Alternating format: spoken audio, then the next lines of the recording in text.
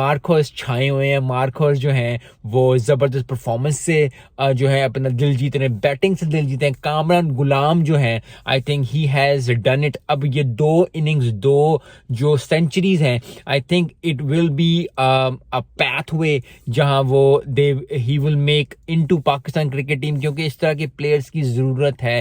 کیونکہ پاکستان کو ہم نے ایک اچھی ٹیم بنانا ہے, کیونکہ کئی مہینوں سے پاکستان ٹیم جو ہے وہ ڈاؤن جا رہی ہے. تو اپ جانے کے لیے پلیئرز ایسے چاہیے جو کہ سینچریز کریں, جو کہ سکور کریں, جو کہ جیت میں کنٹریبیوٹ کریں. کیونکہ at the and of the day جیت میں کنٹریبیوٹ کرنا, پلیئرز کا اچھا کھیلنا, یہی چیز ہمیں اچھا ہے. کیونکہ ہم دیکھتے, ہم ویڈیوز کیوں بنا رہے ہیں, ہم دیکھتے کرکٹ کیوں ہیں, کیونکہ ہمیں ایک تو زندگی کی سیکھ ملے, دوسری چیز جو ہے کہ ہمیں خوشی ملے. اور خوشی اسی وقت ملے گی جب ہماری ٹیم پاکستان جو ہے وہ اچھا پرفارمنس دے گی, اچھی پرفارمنس کرے گی.